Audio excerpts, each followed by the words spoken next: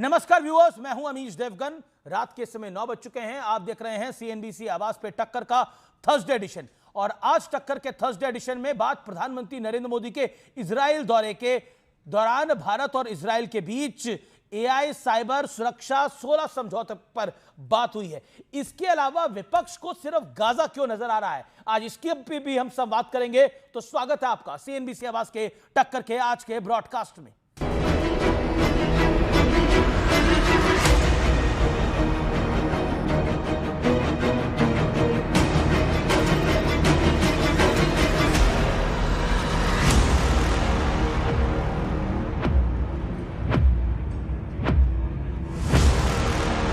Jerusalem में आपका स्वागत है, क्नेसेट में आपका स्वागत है।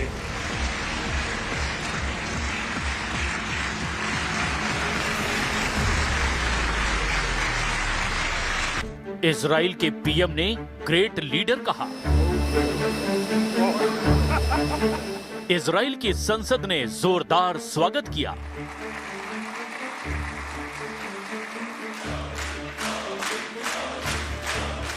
इजरायली संसद ने सर्वोच्च सम्मान दिया।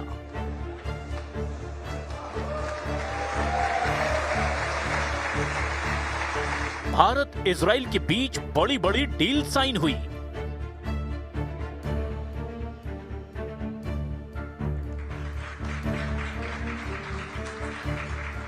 पीएम मोदी ने भी 7 अक्टूबर 2023 को इजराइल में हुए हमास के क्रूर हमले की निंदा की और 2026 मुंबई हमलों का भी जिक्र किया।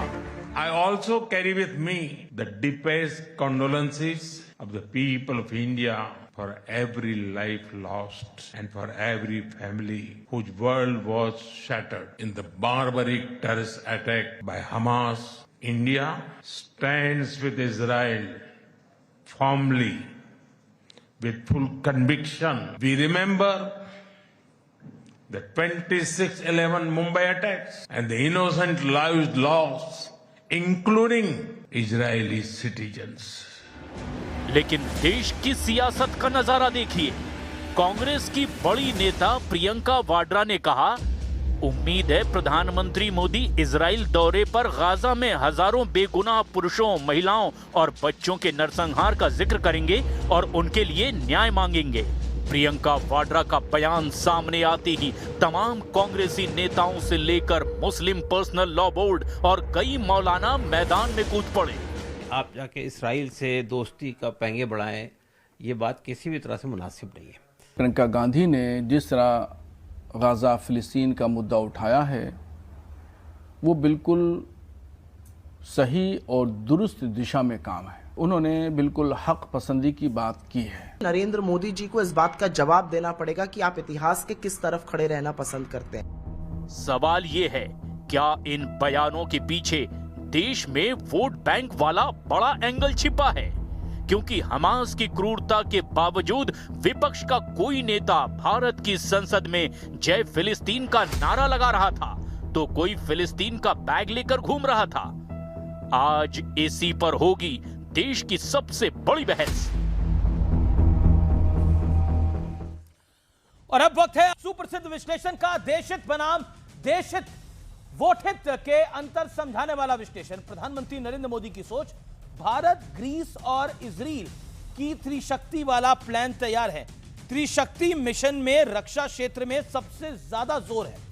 जियोपॉलिटिक्स के नए समीकरण से टर्की, पाकिस्तान पर लगाम लगाने की पूरी तैयारी नरेंद्र मोदी ने कर ली है। प्रधानमंत्री मोदी की सोच, इजराइल ने खुलकर कहा, भारत मिडिल ईस्ट के फ्यूचर का बेहद अहम हिस्सा है।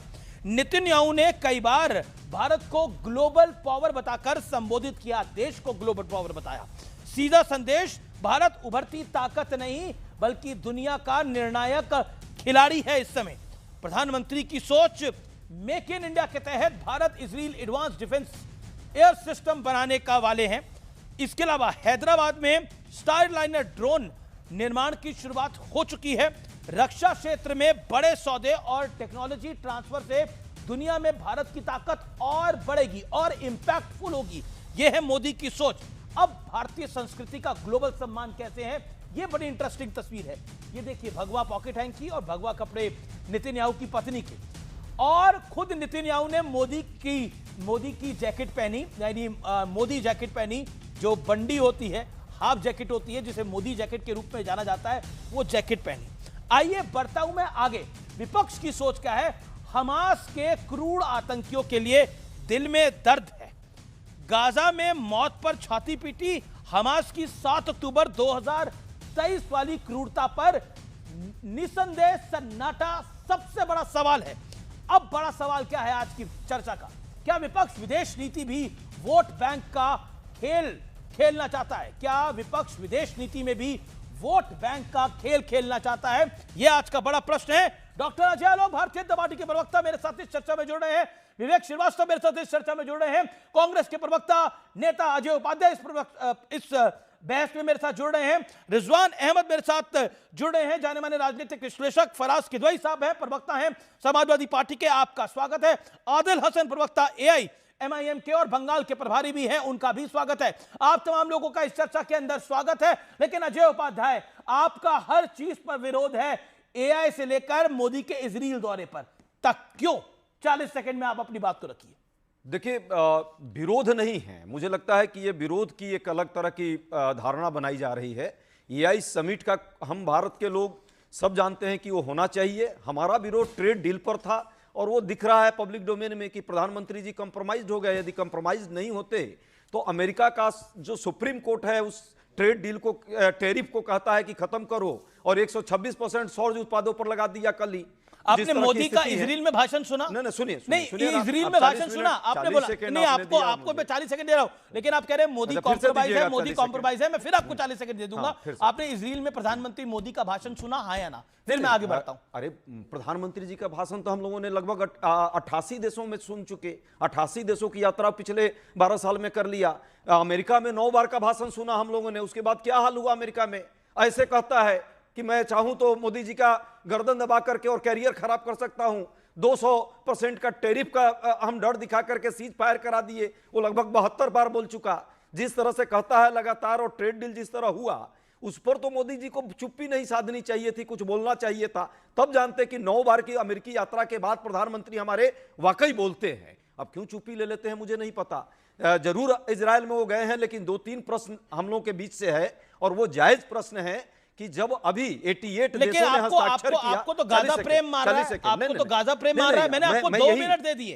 आपको 2 मिनट दे दिए। लास्ट बीच में आपने डिस्टर्ब। गाजा प्रेम की जो आपने बात की है, निर्मम 70,000 लोगों की, निर्दोष लोगों की हत्या होना, क्या सरकार उसका पक्षधर है या विरोधी है? पहली बात। दूसरी बात, गाजा को लेकर के फिलिस्तीन के 2 राष्ट्र के सिद्धांत को लेकर 80 देशों का जो अभी हस्ताक्षर हुआ है, उसमें भारत ने भी अभी तो क्या वो उसके विरोध में है या सपोर्ट में है, या दो नाव की सवारी? अब अजय जी का टाइम आता है, उनका समय शुरू होता है। अब अजय आलोक, प्रियंका वाड्रा बहुत परेशान है, पवन खेड़ा जी बहुत परेशान है। प्रियंका जी लिख रही है, मुझे उम्मीद है कि प्रधानमंत्री मोदी अपनी इजराइल यात्रा के दौरान गाजा में हजारों बेगुनाह पुरुषों, महिलाओं और बच्चों के नरसंहार का जिक्र करेंगे और उनके लिए न्याय मांगेंगे। और स्वरा भास्कर लिख रही है कि प्रधानमंत्री मोदी 140 करोड़ भारतीयों की संवेदना दे रही है, लेकिन मैं उसमें इंक्लूडेड नहीं हूं। प्रधानमंत्री मोदी गए इजराइल और ये भाईजानों को साधने की कोशिश यहां से हो गई। अजय उपाध्याय जी कह रहे थे कि प्रधानमंत्री कॉम्प्रोमाइज हैं। उपाध्याय जी कल ही ना प्रेस कॉन्फ्रेंस करके 4 पुश्त कैसे कॉम्प्रोमाइज हुआ गैंडियो का, वो हमने बताया है, और बाकायदा ट्विटर हैंडल पे भी चल रहा है कि 4 पुश्तें कैसे कॉम्प्रोमाइज हुई। तो कॉम्प्रोमाइज शब्द कांग्रेस ना बोले तो जो ठीक रहेगा। पुश्त दर पुश्त कॉम्प्रोमाइज आप होते रहे और देश को बेचते रहे, और आप कॉम्प्रोमाइज कर रहे प्रधानमंत्री को। बेशर्मी की इंतहा हो गई कि 24 में लोकसभा पहुंची, गाजा लिखा हुआ था, पैलेस्टीन। संसद में शपथ लेते हैं। पूरे विश्व के किसी पार्लियामेंट में किसी पार्लियामेंटेरियन ने शपथ में दूसरे देश की जय की है? हमारे देश में हुआ है। ऐसे ऐसे पार्लियामेंटेरियन हैं, जय फिलिस्तीन। बड़ा गर्व का विषय होगा ये देश के लिए, है ना। गाजा के मुसलमानों के लिए बड़ा दर्द है यार। प्रियंका गांधी को, बाकी सबको, अमित, जितने लोग हैं हमारे घमंडिया अलायंस में, गाजा के मुसलमानों के लिए बहुत दर्द है। अभी पाकिस्तान ने अफगानिस्तान में बॉम्बिंग की, 15 मुसलमान मारे गए, बच्चे मारे गए, महिलाएं मारी गई, एक आवाज नहीं निकली। उगर मुसलमानों को चाइना इबादत करने नहीं देता है, मस्जिद बनाना छोड़ दीजिए, ये विवेक श्रीवास्तव चीनी कठोले, ये कभी कुछ बोलेंगे नहीं चीन पे, उगर मुसलमानों पे। अभी देखिए कैसे गाजा गाजा गाजा, लगता है जैसे इनका बाजा बज रहा हो वैसा ही गाजा गाएंगे। मतलब ये एक शर्मिंदगी मुझे आती है कि इजराइल, आप गाजा के बारे में प्रधानमंत्री बोलेंगे कि नहीं बोले प्रधानमंत्री आज कि शांति का प्रस्ताव, गाजा पीस प्लान है, इसका हम पूरा समर्थन करते हैं, प्रधानमंत्री ने कहा। ये सुन के तो अच्छा नहीं लगा होगा। आप नहीं, यूएन ने प्रधान नहीं, वही मैं कह रहा था, जिसने प्राइम मिनिस्टर का इजराइल में भाषण सुना होगा उसको ये महसूस हुआ होगा कि प्रधानमंत्री दबाव में नहीं आते। एक डोनाल्ड ट्रंप ने भी गाजा का पीस प्लान बनाया है, एक यूनाइटेड नेशंस ने भी बनाया है। प्रधानमंत्री ने बोला यूएन के पीस प्लान के साथ हम खड़े हैं, लेकिन डोनाल्ड ट्रंप के पीस प्लान पर उन्होंने कुछ नहीं बोला। उन्होंने डोनाल्ड ट्रंप के पीस प्लान की तरफ वो नहीं गए हैं। ये बहुत बड़ा स्टेटमेंट है इंडियन प्राइम मिनिस्टर का इजराइल की धरती पर, इससे बड़ा स्टेटमेंट नहीं हो सकता। और आप बात कर रहे हैं, आप जिस मोदी का यहां विरोध कर रहे हैं, लोकतंत्र में विरोध करना आपका हक है, जायज है, लेकिन अभी हमने देखा एआई समिट में भी आप अर्धनग्न होकर आपने प्रदर्शन किया, और उसके बाद उस अर्धनग्न प्रदर्शन को आप कॉम्प्लीमेंट करवाने के लिए बकायदा पैसे दे रहे थे वीडियो बनवाने के लिए, वो भी खुलासा हो गया। लेकिन और मैं अब एक विजुअल्स दिखाना चाहता हूं इजराइल की parliament. It is a proud movement for each and every Indian. Modi के नारे लगे हैं इजराइल की संसद के अंदर, और इजराइल की संसद ने, विपक्ष और पक्ष ने मिलकर नारे लगाए हैं और मोदी को सुना है वहां पर। उससे पहले विरोध किया खास तौर पर नेतन्याहू का, लेकिन मोदी का भाषण सुनने के लिए पक्ष और विपक्ष एक साथ आगे। That's the power of India. Sir, ये इंडिया का सम्मान है। मोदी के साथ आप हेटरेट रखिए, दुश्मनी रखिए, लेकिन देश के साथ मत रखिए। आप एकदम गीत गाइए मोदी जी का, लेकिन देश के साथ मैं खत्म कर लूं, मैं देश का गीत गा रहा हूं, मैं खत्म कर लूं। गीत नहीं गाते हैं ना आप चश्माओं बदलते नहीं है। मोदी जी करते करते आप भूल जाते हैं कि देश में के किसानों, लाखों किसानों का जो जिस तरह गला दबाने का काम इस ट्रेड डील में हुआ, एपस्टाइन फाइल में जिस तरह देश की बेइज्जती हुई, देश को नंगा विश्व स्तर पर किया जा रहा है, उस पर कोई जवाब नहीं है। हरदीप पुरी अभी भी बैठे हुए हैं, हमारे साथी। जब नेतन्याहू भारत को ग्लोबल पावर कहते हैं, तो ये क्या सिर्फ मोदी का सम्मान है या 140 करोड़ भारतीयों का सम्मान है? मैं देश की जनता से सवाल पूछता हूं, जब नेतन्याहू ने ग्लोबल पावर कहा भारत को, तो सम्मान किसका था? 140 करोड़ भारतीयों का या नरेंद्र मोदी का? इस देश का 140 करोड़ देशवासी के कारण ही इस देश को जाना जाता है। मोदी जी ने जिस तरह से एपस्टाइन फाइल में अभी तक बोले नहीं, और ये जो बात कर रहे हैं ना, छुप जाइए नेहरू जी के पीछे, सपना में नेहरू जी फिर आने लगे। ओके, सपने में नेहरू जी फिर आने लगे। रिजवान अहमद, मैं आपका रुख करता हूं। Rizwan Ahmad, if Modi is doing everything wrong, okay, Rizwan Ahmad on screen, no one else. Sir, you made your point. Okay. किसानों के साथ क्यों आप अन्याय कर रहे हैं? अजय जी मेरा निवेदन स्वीकार करिए। अब कोर्ट ने यदि अवैध जिसको कर दिया, उस पर भी आपकी जुबान अच्छा, ठीक है, मैं रिजवान अहमद का रुख करता हूं। ट्रंप क्या कर दिया जी, एक audio down. Okay, Rizwan Ahmed, Modi सब कुछ गलत कर रहे हैं, गाजा की चिंता नहीं कर रहे, इजराइल जा रहे हैं, ट्रंप के भी दबाव में है, सब कुछ गलत नरेंद्र मोदी कर रहे हैं। क्या आपको लगता है कि इस देश की राजनीति और खासतौर पर विपक्ष की दाल मोदी के बिना तो नहीं गल सकती है, लेकिन क्या जब ग्लोबल सुपर पावर इंडिया को बोला जाता है तो सिर्फ नरेंद्र मोदी की तारीफ होती है, ये क्या? जी हाँ, शुक्रिया। जय हिंद, वंदे मातरम। पहले उस बात का जवाब दे दूं जो अभी मैं सुन रहा था कि लोग कितने परेशान हैं मोदी जी की इजराइल यात्रा से और पैलेस्टीन की दुहाई दे रहे हैं। एक कहावत सुनी है ना साहब, बेगानी शादी में अब्दुल्ला दीवाना, मुद्दई सुस्त गवाह चुस्त, मैं कौन कि मैं खामखा। इन लोगों को क्या ये पता है कि पैलेस्टीन मोदी जी के और इजराइल के रिश्ते के बारे में क्या बोलता है? पैलेस्टीन, इन लोगों को पता है आबिद अबू जजर जो भारत में चार्ज डी अफेयर हैं पैलेस्टीन एम्बेसी में, क्या इन लोगों को ये बात पता है कि उन्होंने बोला है कि हमारे लिए तो ये बहुत अच्छा है कि भारत के इजराइल के साथ बड़े अच्छे संबंध हैं और ऐसे देश जो दोनों की बात समझते हों वो हमारा कल को सेटलमेंट करा सकते हैं? क्या इन लोगों को ये पता है कि बोर्ड ऑफ पीस जब अमेरिका डोनाल्ड ट्रंप बना रहा था तो पैलेस्टीन से एक आवाज उठी थी कि इसमें भारत भी होना चाहिए? क्या इन लोगों को यह पता है कि जब यह हुआ कि गाजा में भारत की जरूरत है तो पैलेस्टीन के एनवॉय ने यह कहा कि इफ नॉट इंडिया हु, कि अगर भारत नहीं होगा तो कौन होगा? क्या इन लोग को यह पता है कि पैलेस्टीन के एनवॉय ने कहा हम भारत की स्ट्रेटेजिक नीड, डिफेंस नीड और इजराइल से संबंधों का सम्मान करते हैं? यानी पैलेस्टीन वाले चुप हैं। ये श्रीवास्तव जी और सक्सेना जी और फलाने ढमाके पैलेस्टीनियों से रिश्तेदारी निकाल के भारत में बैठे हुए हैं। और आखिरी बात कर लूं, अभी तक 3 साल हो गए 7 अक्टूबर के बाद अमीश भाई, वेस्ट बैंक से बहुत से पैलेस्टीनियन के नेताओं के बहुत से बयान आए। भारत के नेताओं के, भारत के मुसलमानों के लिए आज तक किसी पैलेस्टीनियन का यह बयान आया कि हम उनका शुक्रिया करते हैं जो पैलेस्टीन की लड़ाई में हमारा साथ दे रहे हैं? एक बयान नहीं आया, एक।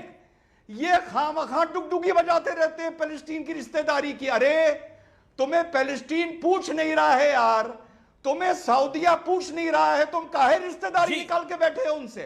ओके, विवेक अब आंसर करना चाहते हैं। विवेक श्रीवास्तव, रिजवान अहमद को आपका जवाब। देखिए जी जी जी जी जी रिजवान भाई को भी देंगे और अजय आलोक जी को भी देंगे। पहले तो रमजान की मुबारकबाद। नहीं, मुझे दे दो, पहले मुझे दे दो। तुम हो कौन? नहीं पता तुम हो कौन? अरे तुम पैलेस्टीन को लेके हो कौन यार? Who are you? Who are you?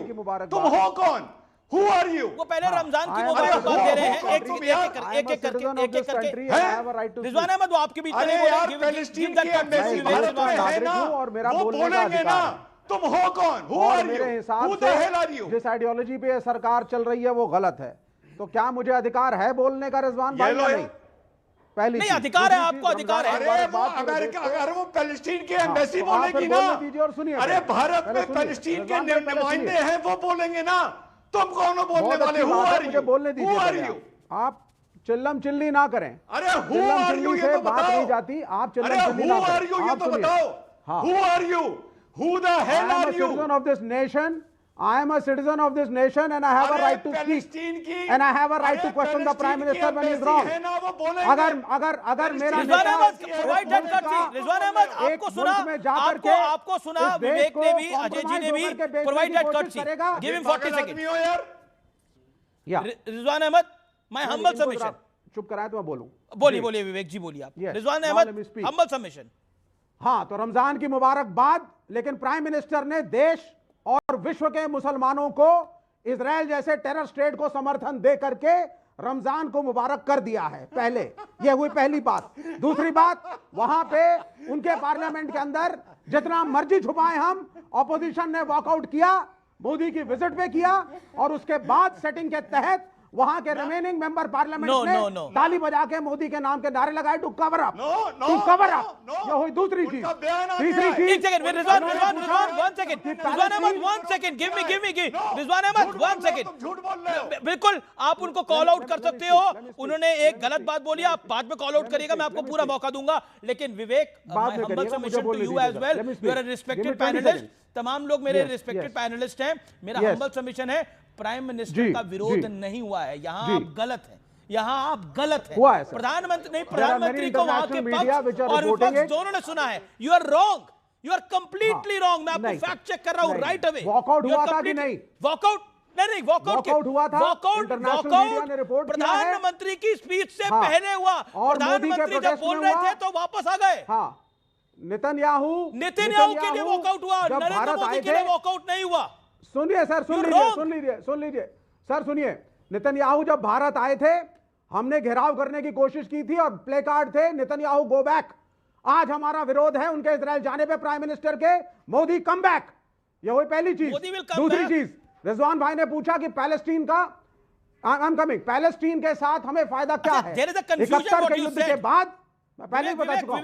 There is a confusion what you said. You said Modi come back, Modi come back in 2029. You want to say this? 2029 में मोदी come back करिए। Come back right now from Israel. No, come back from Israel. Leave Israel. Give it a kick and come back. प्रधानमंत्री है भाई। Come back. Bharat को जरूरत है। हाँ, we want him to come back. He should not have gone. मैं गलत trip है। सर नहीं, आपकी जानकारी के लिए पीएम 26-27 घंटे के दौरे, 30 घंटे के लगभग दौरे के बाद वहां से फ्लाई कर चुके हैं, वापस आ रहे हैं, चिंता मत करिए। कल आपको न्यूज 18 के मंच पे प्रधानमंत्री राइजिंग भारत में दिखेंगे, गरजते हुए, बरसते हुए, जरूर देखिएगा। मेरा निवेदन है, आपके लिए भी एक कार्ड भिजवा देता हूं, आइएगा जरूर राइजिंग भारत समिट के अंदर। Prime minister will be back, लेकिन अब 29 में आप लाना चाहते हैं, वो आपके ऊपर है। ओके, कार्ड आपके पास आया हुआ दिखा रहे हैं। Okay, Rizwan Ahmed, make your point. Okay, make your point humbly, Rizwan Ahmed ji. हाँ, अमित जी, अमेरिका के Supreme Court president Mister Isaac को इनवाइट नहीं किया गया, उस मारे ऑपोजिशन ने बॉयकॉट किया है। यार, राष्ट्रीय चैनल पर बैठ के ये लोग झूठ बोलते हैं। नंबर दो, अभी मेरे साथी ने पूछा नेतन्याहू के खिलाफ बताइए क्या मतलब, वहां के लोग उसको हटाना चाहते हैं, बताइए। अभी विवेक भाई ये बोल रहे हैं, आप उनको 30 सेकंड बोलने दीजिए ना, अभी विवेक भाई ये बोल रहे हैं कि रिजवान ने ये कहा कि पैलेस्टीन से हमारा क्या मतलब। अरे ये तो मैंने कहा ही नहीं। पैलेस्टीन की एम्बेसी भारत में है, वो बयान देगी अगर उसे अच्छा लगेगा या बुरा लगेगा। अरे यार, who the hell are you? तुम्हारे पेट में काहे दर्द हो रहा है यार?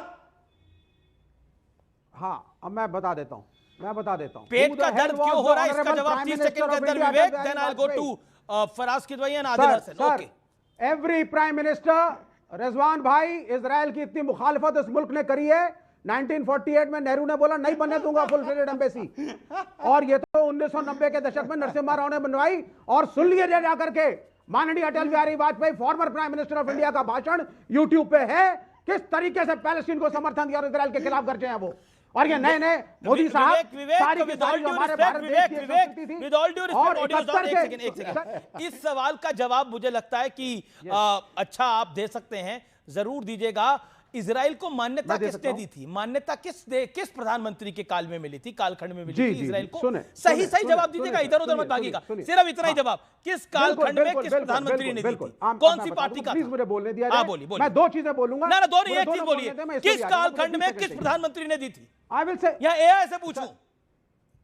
बिल्कुल, हाँ, किस कंडीशन में दी, पहले मैं ये बता देता हूं। जवाब दीजिए कि किसने दी, क्यों नहीं फुल फ्लेजेड एम्बेसी खोलने दी, कंडीशन की मैं बात करूंगा। मैं पूछ रहा हूं, इजराइल को मान्यता किस प्रधानमंत्री ने दी थी? फिर इजराइल को मान्यता किस प्रधानमंत्री ने दी थी? उस नक्शे का क्या हाल हुआ, उस पर इंटरनेशनल रिव्यू हुआ, यूनाइटेड नेशन से बात हुई, जवाब नहीं दे रहे, जवाब में बात हुई, मैं समझाऊंगा। और 2026 का नक्शा देखिए पीसीआर, अब मैं समझाऊंगा जवाब क्यों नहीं दे रहे। विवेक असहज क्यों हो गए? अच्छे इंटेलिजेंट आदमी है। मैं एआई से मैंने पूछा कि किस प्रधानमंत्री ने मान्यता दी, तो आपको पता है जवाब क्या आया? कांग्रेस के प्रधानमंत्री थे। आप गेस करना चाहेंगे कौन से प्रधानमंत्री थे जिन्होंने अरे भाई 92 किस प्रधानमंत्री ने दी थी? सुनिए, 92 में मान्यता मिली थी। मान्यता सुनिए, दो तीन चीजें हैं उसमें जुड़ी हुई। मान्यता देना किसी भी देश को, और उस देश के आज की पॉलिसी के हिसाब से एक नरसंहार हो रहा हो, उसको हम डिफेंड। आप कह रहे इजराइल नरसंहार कर रहा है? नहीं, मैं नहीं कह रहा हूं। फिर आज भी दो नेशन थ्योरी हमारा फिलिस्तीन और इजराइल दोनों को। हाँ, तो प्रधानमंत्री को तो फिलिस्तीन ने भी सर्वोच्च सम्मान दिया है, और इजराइल ने भी दिया। अब बस 40 सेकंड। हाँ, 40 सेकंड लीजिए। ही खिखी करने से विदेश नीति नहीं चलती है भाई। ना ही मेडल मिल जाए आपको और आपकी आत्म प्रशंसा हो जाए और उसके चक्कर में आप सब चीज छोड़ दें। अपने देश की विदेश नीति की कोर इशू जो है हमारा राष्ट्रीय हित है। हमारा राष्ट्रीय हित कैसे सफल होगा? आप याद कीजिए 17 में प्रधानमंत्री जी गए थे, उससे पहले 6 महीने में कौन कौन से मेल आए हैं एप्स्टीन के और अनिल अंबानी के और हरदीप पुरी के, और एक कोई चोपड़ा साहब है उनके, प्रधानमंत्री के। इस विदेश नीति को यदि कोई थर्ड आदमी डील कर रहा था और एप्स्टीन के भाई तो सबने देख लिया कि इजराइल पहला यात्रा कैसे हुआ, क्यों हुआ। 10 सेकंड लास्ट। Okay 5 second. भाई पहली बात तो जो गए सो समझ में आया, अभी तक उसका खुलासा नहीं हुआ। फिर ये झुमका गिरा इजराइल के बाजार में, फिर चले गए। चलिए बताइए, बात कुछ नहीं हुआ। अभी झुमका गिरा इजराइल के बाजार में, देखिए I know what you are trying to say. Okay अजालो कर रहे हैं। देखिए अच्छा नेहरू आपको याद आ रहे हैं। ओके देखिए, अब आपने 30 सेकंड मांगे थे, 1.25 मिनट हो गया। बात ये जरा इसका जवाब जरूर दे दीजिएगा। ठीक है कि यहूदियों के लिए वो पवित्र भूमि हो सकती है, पितृभूमि कैसे हो सकती है? यदि वो पितृभूमि है तो वहां तो ईसाइयों का भी है, मुसलमानों का भी है, हो सकता है संघियों का भी वो पितृभूमि हो जाए। ओके, जवाब अजय आलोक बेचारे अभी audios down. Okay, Ajay Alok पितृभूमि हो गया। देखिए अजय उपाध्याय अब आप पिता तुल्य भी एक जगह बन गया है। 2 मिनट आपने बोल लिया, टाइम लिमिट को फॉलो करें। देश के लोगों को इस तरह से बेइज्जत मत कीजिए, ये गलत है। देखिए मोदी जी कहते हैं कि अमीश ऐसा है ना कि वो स्टूडियो में बैठे हुए उसका एडवांटेज ले रहे हैं। राहुल गांधी जी अपने अज्ञानता का एडवांटेज ले रहे हैं, अब बाकी लोग राहुल गांधी जी के इफेक्ट में आके उसी के रास्ते पे चल रहे हैं, लगातार झूठ बोल रहे हैं। अब बीच में नहीं बोल रहा था अजय जी बीच में आपके नहीं बोला, सुनिए जरा, सुन लीजिए अभी आराम से सुनिए ना, आराम से सुनिए। ठीक से बोलिए। डीहाइफिनेशन थ्योरी सोल्यूशन नहीं था, टू नेशन सोल्यूशन के साथ डीहाइफिनेशन थ्योरी भी थी। डीहाइफिनेशन थ्योरी हमें यह कहता है कि हम पैलेस्टाइन को मदद करते रहेंगे, लेकिन इजराइल हमारा रणनीतिक साझेदार है और रहेगा। अब बताते हैं क्या क्या मिला, क्या नहीं और लेना है। जब प्रधानमंत्री जी 17 में गए थे तो स्ट्रेट अवे, दूसरी बात एक और बता दूं, ये जो चाचा नेहरू की जो सोच थी ना, ये गुट निरपेक्षता, इसने बिल्कुल बर्बाद किया।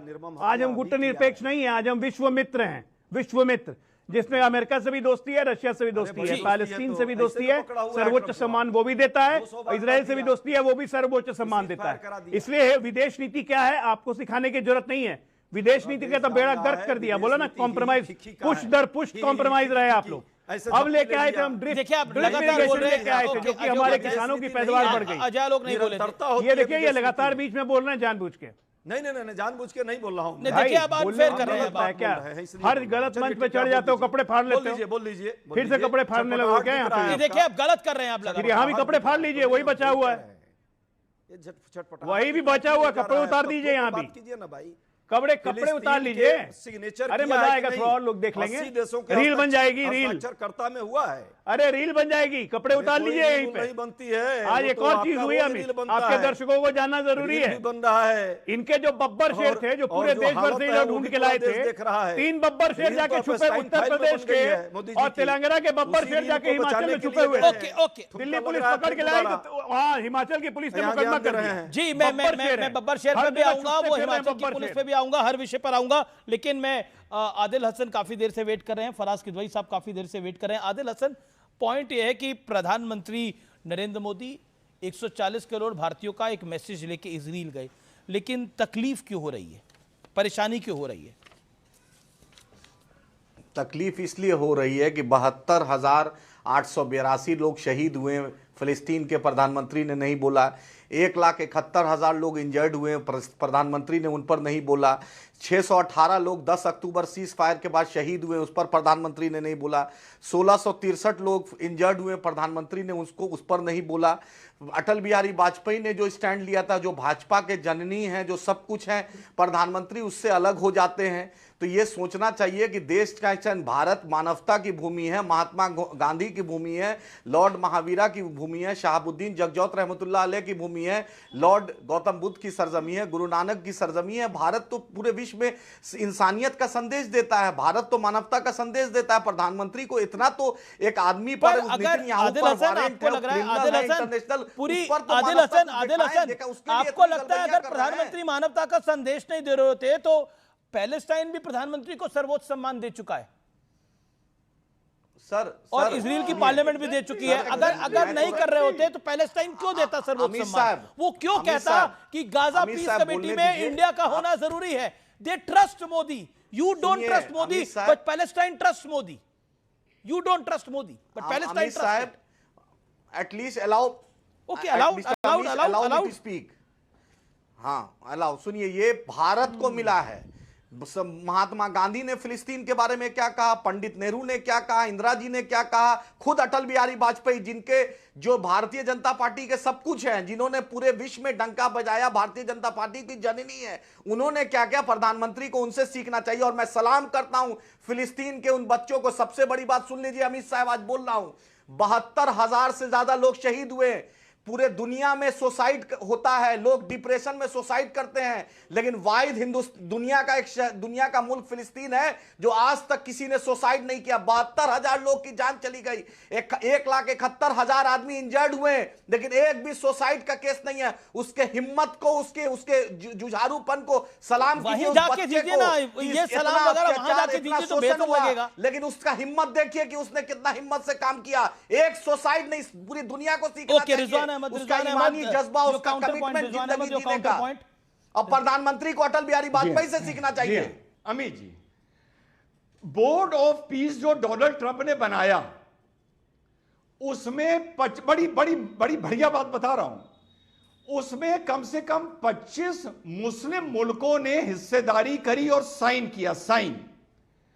जो डोनाल्ड ट्रंप का 20 सूत्रीय कार्यक्रम है, उसके पॉइंट नंबर 3 पर लिखा है कि गाजा एक आतंक का अड्डा है, इस आतंक के अड्डे को खत्म करना है, गाजा से आतंक को निस्ते नाबूद करना है, हमास के हथियार वापस लेने हैं।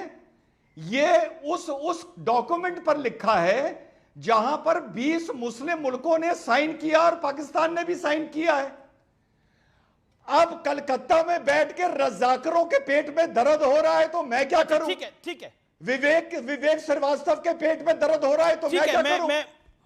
मैं चर्चा को आगे बढ़ाता हूं। फराज किदवई अभी तक बोले नहीं है। मैं आदिल हसन आपके पास जरूर आऊंगा, लेकिन भाषा की मर्यादा रखिएगा। गाली गलौच नहीं करेंगे, आप वादा करिए गाली गलौच ना करिए और सरल भाषा में बात करिएगा, अच्छी भाषा में बात करिएगा। मैं आपको मौका दूंगा आदिल हसन। फराज किदवई, देखिए फराज किदवई, क्या आपको लगता है कि अगर नेतन्याहू ग्लोबल पावर इंडिया को कह रहा है तो यह भारत का सम्मान है, मोदी का सम्मान नहीं है सिर्फ?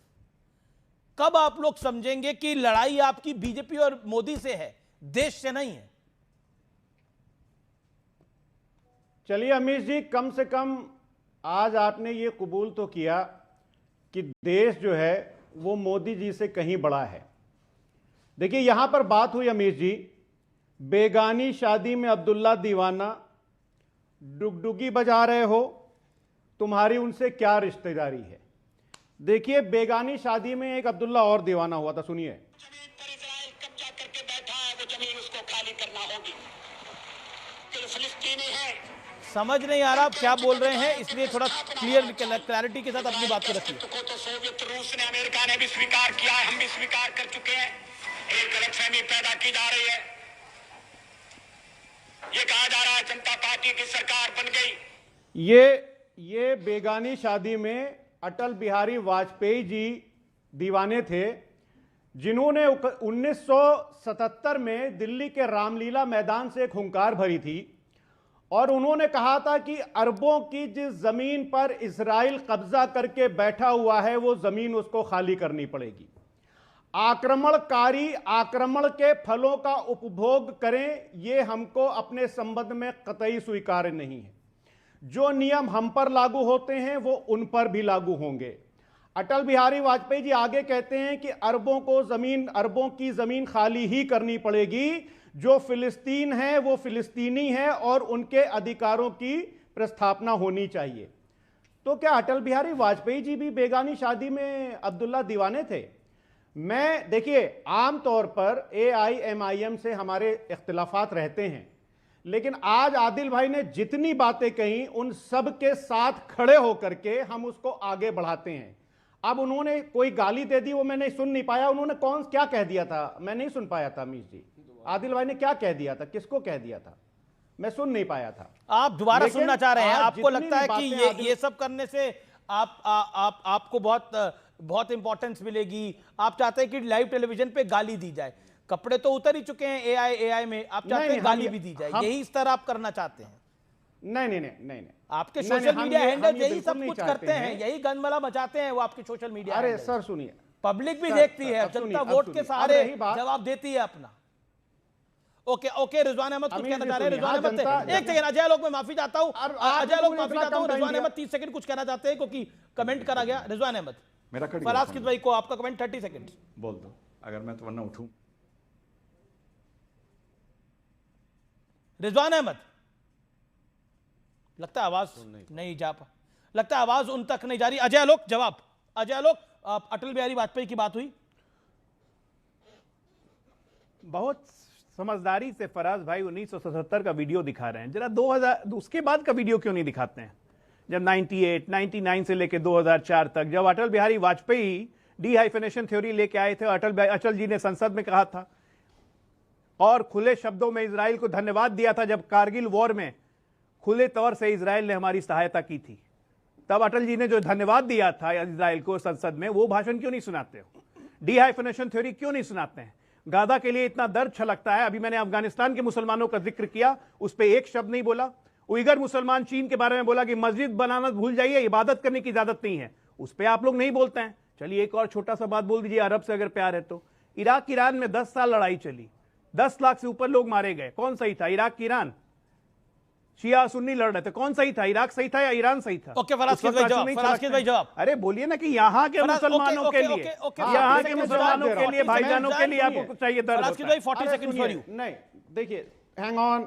हाँ देखिए अमीर जी, प्रॉब्लम यह है कि भारतीय जनता पार्टी के प्रवक्ता फौरन रिलीजन पर आ जाते हैं, हिंदू मुसलमान पर आ जाते हैं। एक बार भी मैंने अपने उद्बोधन में ये कहा, अरे नहीं, मैं तो अटल जी के भाषण का जिक्र कर रहा हूं सदन में।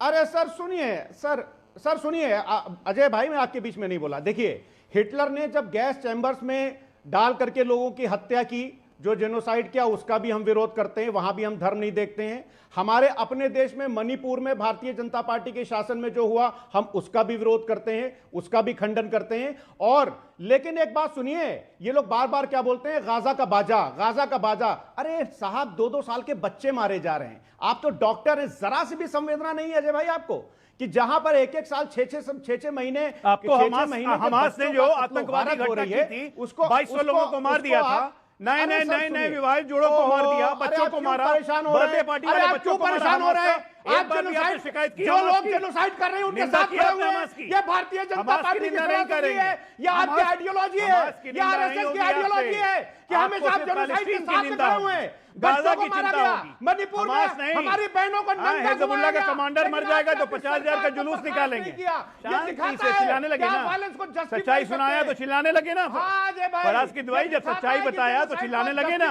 हिजबुल्लाह का कमांडर मारा गया, 50,000 का जुलूस निकाल दिया।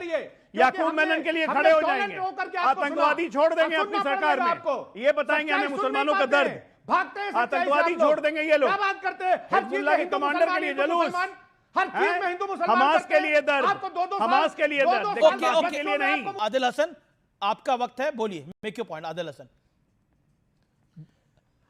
अमीर जी, प्रधानमंत्री को मानवता की बात करनी चाहिए, प्रधानमंत्री को इंसानियत की बात करना। प्रधानमंत्री अकेले नहीं, भारत है, 140 करोड़ भारतीयों का रिप्रेजेंटेटिव है, उसके प्रधानमंत्री हैं।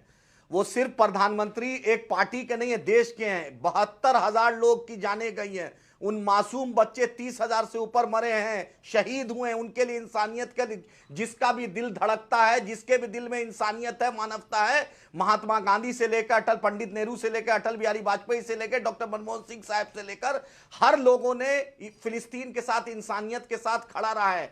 और इसलिए हमारा कहना है कि प्रधानमंत्री को आदिल हसन, पर मेरा प्रश्न यह है कि अगर इंसानियत नहीं होती तो पैलेस्टाइन प्रधानमंत्री मोदी को सम्मानित क्यों करता अपने सर्वोच्च सम्मान से? अगर मोदी में इंसानियत नहीं होती, पैलेस्टाइन क्यों बोलता कि गाजा पीस कमेटी में इंडिया को रखना पड़ेगा? भारत नहीं होगा तो कैसे काम चलेगा? क्यों बोलता वो? अंडरस्टैंड दिस पॉइंट ना।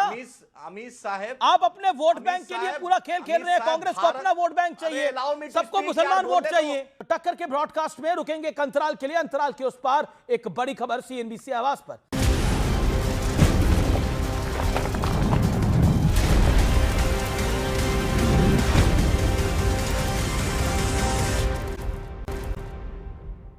वेलकम बैक व्यूअर्स, आप देख रहे हैं सीएनबीसी आवाज का टक्कर का आज का एडिशन। भारत और इजराइल के बीच कई अहम समझौते, बड़ी खबर, दोनों देशों में एआई समझौते हुए हैं, यूपीआई से जुड़ा एमओयू भी एक्सचेंज हुआ है, बड़ी खबर। विवेक 30 सेकंड, विवेक 30 सेकंड। जी देखिए, आपने बात करी कि why have the Palestinians given a reward to Modi साहब, आपने बोला, बड़ी अच्छी बात आपने कही। अब अवार्ड और सम्मान की जहां तक बात है, फील्ड मार्शल जिसको बनाया गया पाकिस्तान में, उसको सम्मान यूएस के राष्ट्रपति ने दिया।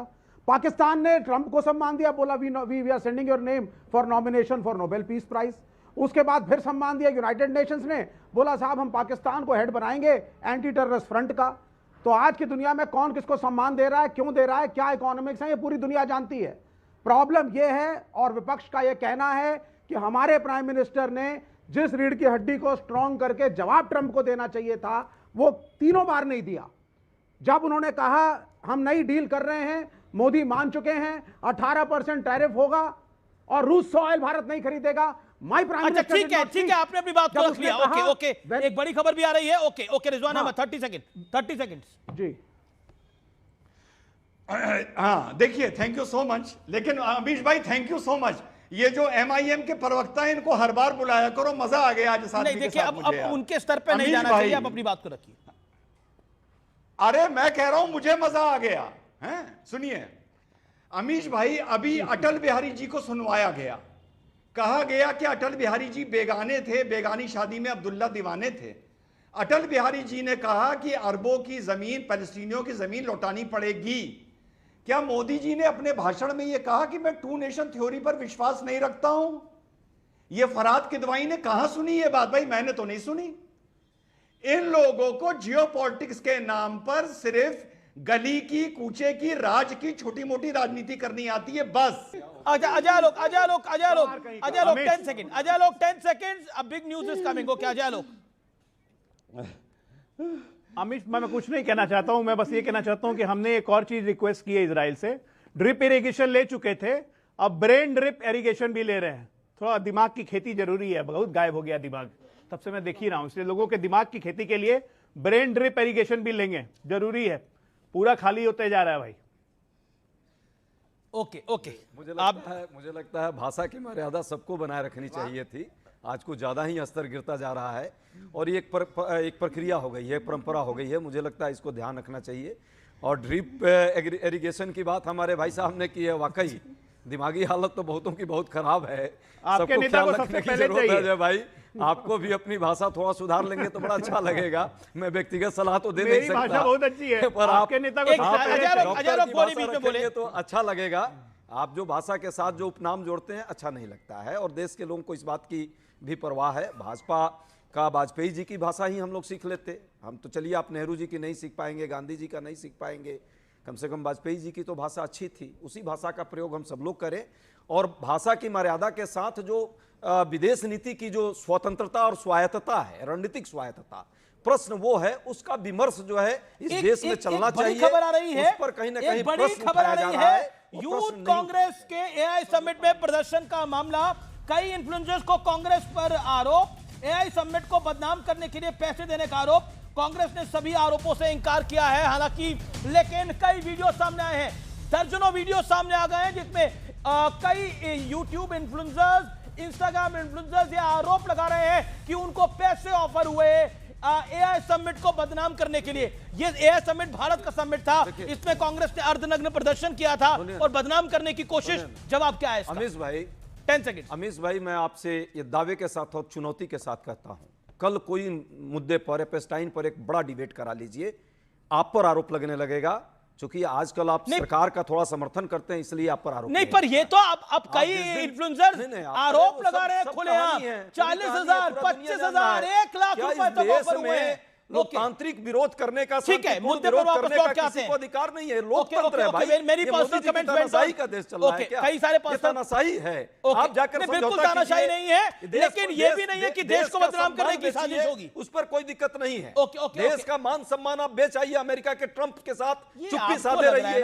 और जब हम बात करें, किसानों के साथ तो हुआ ना भाई। Okay you made your point. Okay Rizwan Ahmed, Adani के मुद्दे पर अभी तक आगे बात करेंगे इसकी। अदानी देश नहीं है। ओके रिजवान अहमद, आप पे कई सारे कमेंट्स हुए, make your point, last comment on topic only.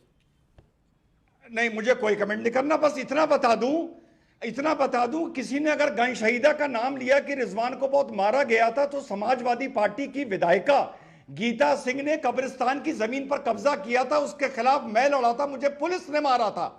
तुम्हारी तरह बुज़दिल नहीं हूं, मुझे पुलिस ने मारा था क्योंकि तुम्हारी विधायिका ने कब्रिस्तान पर कब्जा किया था। पहली विदेश चीज। नीति पर चर्चा हो रही है, आगे आगे आगे इजराइल पर चर्चा हो रही है। सुनिए सुनिए, अरे चलो ज्ञान न दो, विदेश नीति मेरी सुनो और तो। कौन अमित जी, अमित जी, सड़क पर है, अमित इसका जी, क्या मतलब है? अमित जी, कुल मिलाकर अगर गाजा के 70,000 लोगों की बात करनी है तो पहले उन 1,500 लोगों की बात करो जिनको 7 अक्टूबर को वह मारा गया। अरे भाई, वो पहले 1500 उनकी की बात भी करो। चर्चा हो रही है, अगर और असल की 70,000 औलाद की हो भी तो चर्चा हो रही है, एक व्यक्ति की भी जान जाएगी। ओके, तो वो गलत नहीं है। हो रही है, जी, जी, नहीं हो रही है। 7 अक्टूबर की चर्चा नहीं मुझे हो रुकना रही पड़ेगा, है। मुझे रुकना पड़ेगा। फिलहाल सीएनबीसी आवाज के टक्कर के आज के ब्रॉडकास्ट में इतना ही। आपको मेरा नमस्कार, गुड नाइट।